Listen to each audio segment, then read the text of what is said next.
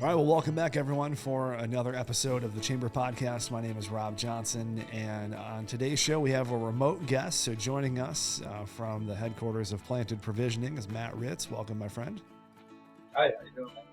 Doing good. Thanks for taking the time to join us today. And we are, this is a bit of a change up, not in studio today, so we're doing a remote show, but I'm excited to dive into what you do at Planted Provisioning, what you've created there, and just talk about the origin of the company. It's relatively new. You guys are coming up on your 6-month anniversary. And I really just want to get into talking about the cannabis industry, and everything that goes into it. So I want to start with you, Matt, just kind of going back and how you got into this field. Little back history. My family owned Brighton Chrysler in Brighton there. I ran that for 12 years with the general manager, Rick. My father was in and out, semi-retired at this point. And, we had a standalone point, so it was getting harder and harder to do business. We were getting surrounded by, big dealership, groups. And, it just didn't seem to be the right fit for me. And I think he kind of wanted out. So, one day we just kind of talked about it, and he asked me what else I would do. And he didn't know at the time, but I had put an application in with, two of my business partners for the state of Michigan licensing. And I told him that, and I thought he was going to kind of be like, are you serious? To his credit, he took a couple of days and thought about it, and he came back to us, and we put together a business plan. And being familiar with Livingston County, we knew Whitmore Lake, and we thought that was a great place to start. So we went knocking on some doors and found the place that we ended up getting, and the story kind of started there. So, it was a roller coaster ride. It was a lot of ups and downs. We we met community leaders. It was something that we've never done before. So we worked hard though. We joined the community. We feel a part of this community out here. We helped with benches and community service events, and we still do to this day. So, we feel a part of the community, and they've accepted us here as Planet, and it's been a really great experience so far.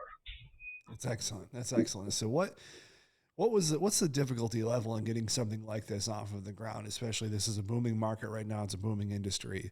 And then what was that process like to get something established in the Whitmore Lake area?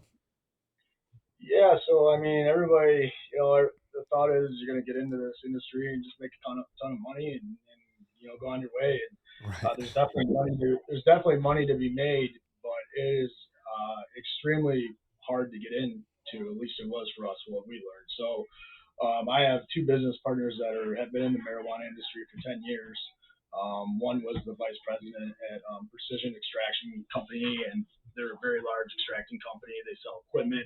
So we had kind of a knowledge of the industry, but we had never gone through a process like this. So, the first thing is you start with the state of Michigan. They do intensive background checks on you. They make sure you can support your business. They make sure you've never been sued or have issues financially. I mean, it's crazy. It took I think a year for them to complete their whole thing with us, Oh, and wow. that was at the beginning. It's a lot quicker now, but we went through the intense everything could be checked out type thing. So they asked me at one point about a traffic accident that my name was on a suit, and it was because my sister had actually rear-ended somebody going like 10 miles an hour, and so it was pretty crazy. So they knew everything about everything. So, but in turn, that makes it harder for some people to get in. And Sure. they don't want shady business things going on. The stigma already with industry and everything else. So, they've done a good job of trying to weed out anything that they thought, wouldn't be proper for the industry. So they wanted business people that could run a successful and clean business. So once we got approved for that, we thought that was the hard part, and that was actually the easiest part of all.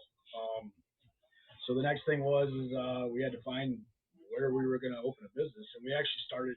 We were going to be a grow facility, and we were looking at grow getting into the industry right off the bat. I mean, we looked at one place in Flint, and they wanted like over $2 million for this building, and I mean, the building didn't even have a roof on it. It was like it was incredible because it was in the green zone, and these people, they were charging 5 times, 10 times, what properties were worth, and they were getting away with it too. People were buying it.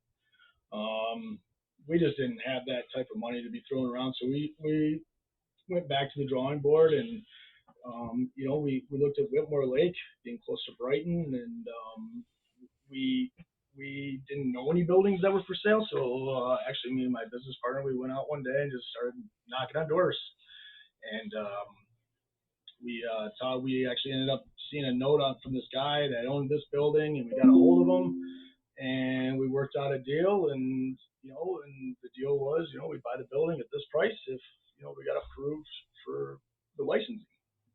We didn't know the licensing was going to take about a year and like 4 months to go through. So, at this point we were feeling pretty good. And then I'll tell you, we thought there'd be like 4, 5, 6 people in there. We ended up going against like 27 applicants for 3 spots in Whitmore Lake, and there were some large companies involved.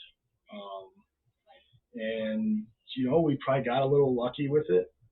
But the one thing that we had is we were local, and we were at all the events. We wanted to be a part of the community. We weren't just here to just collect and go to the next place, And I think the township leaders saw that, and I think it definitely helped our case when it was final. When they came down to the final vote on who they wanted and who they didn't. So being small at the time, I think actually really helped us in this case. That's cool. Well, it's cool to have a story like that and be able to articulate. And one thing I like too is how much emphasis you guys put in the community, and how much that was a central part of the business plan and coming into Whitmore Lake.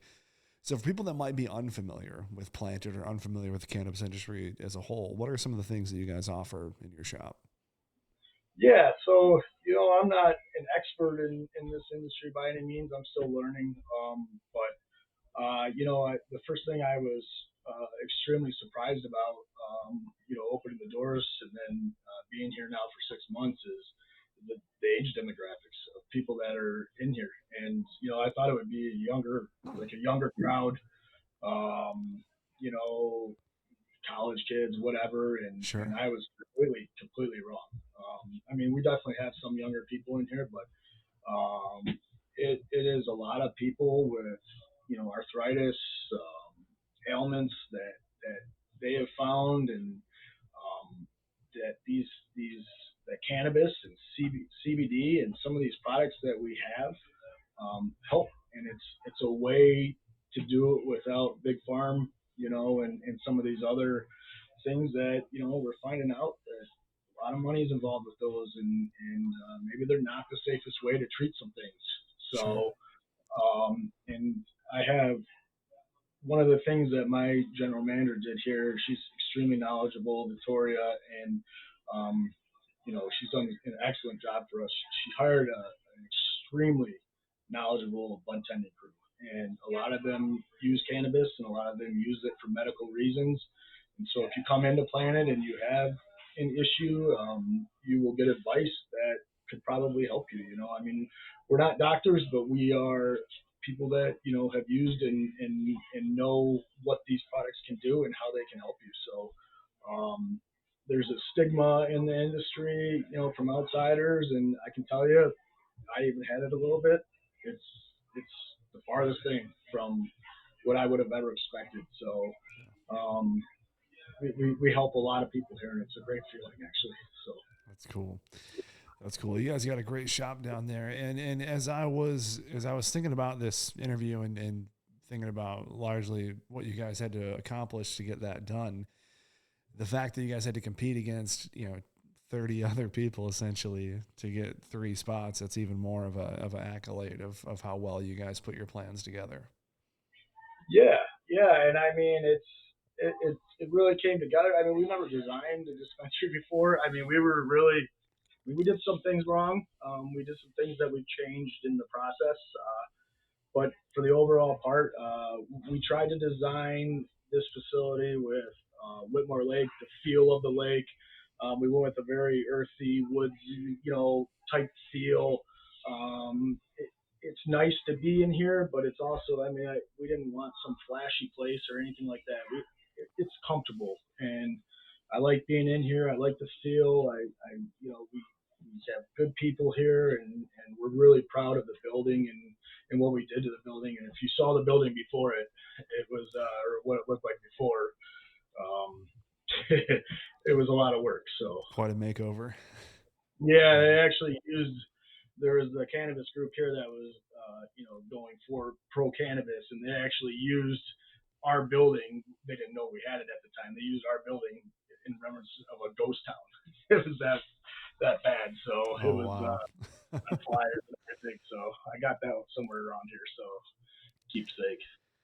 So Matt, one thing we were talking about at the top of our pre-interview was you have an event coming up celebrating 6 month from the open date of Planted. Do you want to go into a little bit of that?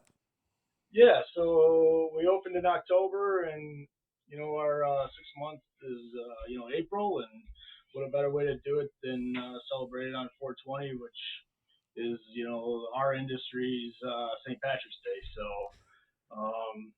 we're expecting a ton of people. We have a food truck here. We have a DJ out back. A tent. She'll be playing music all day.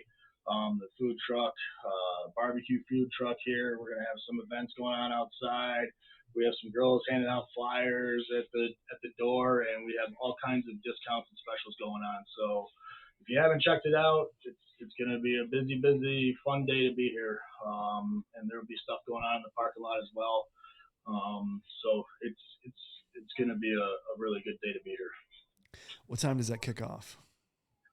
We open at 9, so we're open 9 to 9. The events will probably start around 11, and they'll probably go to about 8 o'clock. So we're expecting a full day, and we're going to be fully staffed and ready to go. So it's our first one, and we've been prepping for this for a couple weeks now. So we're ready to go. That's cool. That's cool. So Matt, one recurring segment that we have on this show is I ask all of our guests the same 3 questions, just to kind of get a little bit of a deeper dive into kind of what makes them tick. So the first question is, if you can, as you've started Planted, you have your business partners, you guys have put together a really tremendous model down there. If you can go back to when you started your professional career, with the knowledge that you have now, what is some advice that you would give to somebody maybe in that younger spot as they're looking to advance their career? It's easy for me.